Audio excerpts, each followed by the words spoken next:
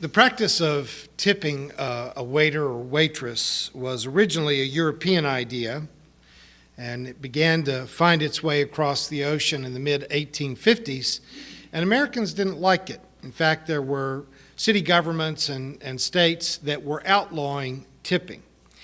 That changed after the Civil War, when all the slaves were freed and the train industry was growing, and they wanted to hire all these Pullman porters, and the train company did not want to pay these former slaves any salary at all. They wanted them to live off the tips they got as a Pullman porter.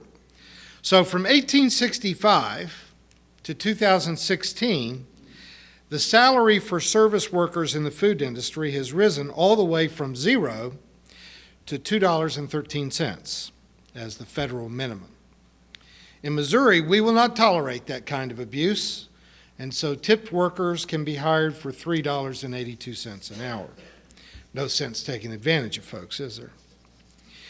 Most restaurant servers are female, and because they are working for tips, they often are put in a position of just enduring whatever harassment or abuse comes their way in order to be given enough tips to live on it, which is one annoying thing, but I have to say, as bad as that is, for me it's not the whole picture.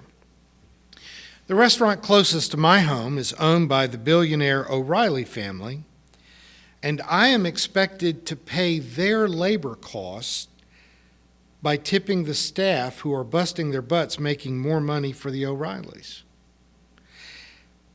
Since I pay attention to labor issues, I have to admit it gets harder and harder for me to eat out. The Metropolitan Grill, the Metropolitan Farmer, Barley, Wheat, and Rye, the Great American Taco Company, that has a couple of locations in Springfield, are all owned by a right-wing guy who makes sure that none of his servers get enough hours to qualify for health insurance. And I would starve to death before I would give that heartless man another dollar. The same goes for the Obamacare, anti-Obamacare owner of Papa John's Pizza, or for that matter, the big game hunter that owns Jimmy John's. All of which helped to inspire me to start trying to grow a lot of my own food in my backyard, because there's just fewer and fewer people that I want to support by paying them a profit for abusing their workers. The most wealthy people in America are the owners of Walmart, and they assiduously control their labor force to shift the burden of paying them onto the taxpayers in this country, who have to support the public housing, Medicaid, SNAP, and other social programs Walmart employees need to survive. In fact, in new employee orientation, they oftentimes will give education in how to sign up for these government benefits that they will qualify for by working for Walmart. Even the local families who own our McDonald's, Wendy's, Panera, and other fast food restaurants are all multimillionaires paying employees in a way that shifts the burden of their support onto social welfare programs. Our system rewards billionaires and millionaires for keeping their workers in poverty.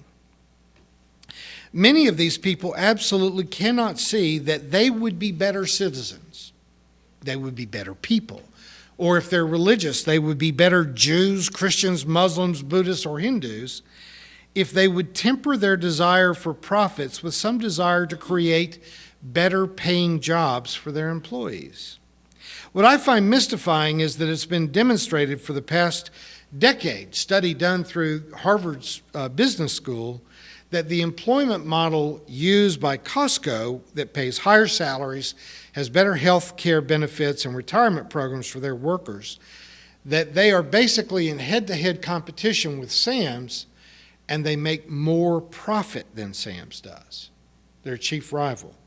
Now, the owners of Sam's and Walmart are not stupid. They have seen these studies. They know it is true.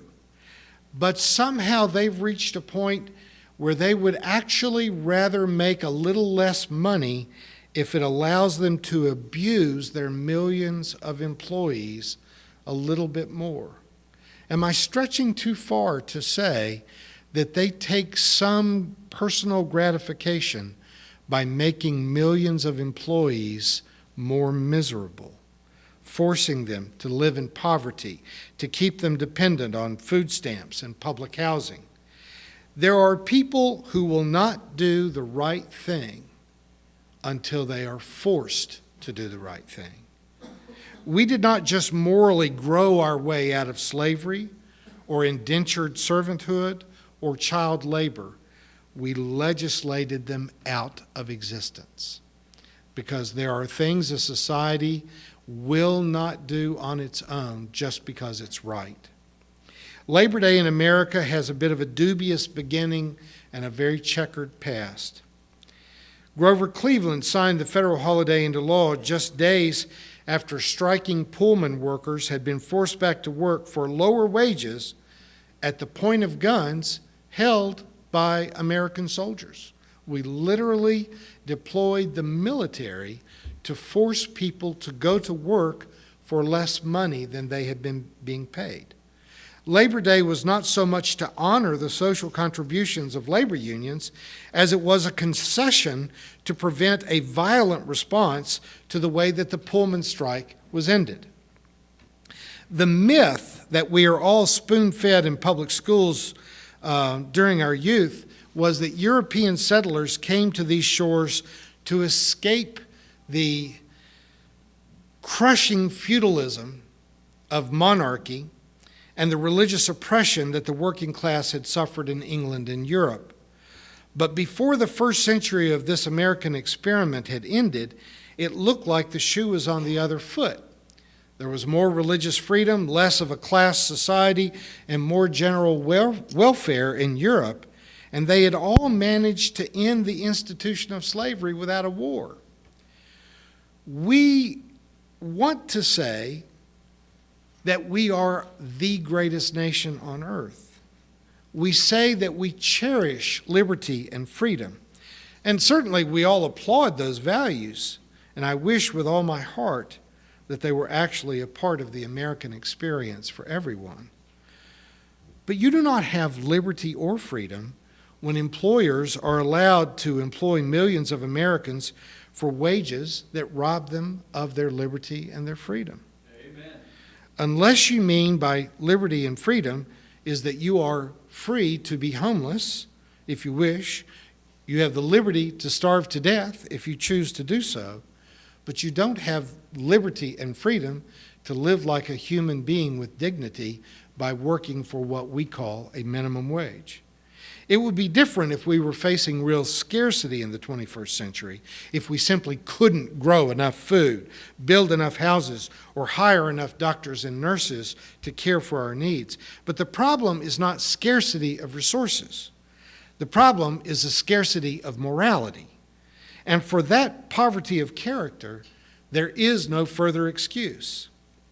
In the single lifespan of my parents, our civilization moved from mule-drawn plows, horse-drawn carriages, outhouses, coal lamps, wood-burning stoves, and exposure to early death from a myriad of infections and diseases into the age of refrigerators, electric lights, cars, telephones, TV, space flight, antibiotics, supermarkets, commercial flight, computers, cell phones, smartphones, the internet, and Andy's frozen custard. And yet our attitude towards labor and fair wages is more primitive than it was in the time of Franklin Roosevelt and Harry Truman. When it comes to ethics, we're still living in a world threatened by pneumonia and lit with a smoking coal oil lamp. America has so much potential to create a free, just, and liberated society, and so little will to do it that it's hard not to be discouraged, except for this one thing.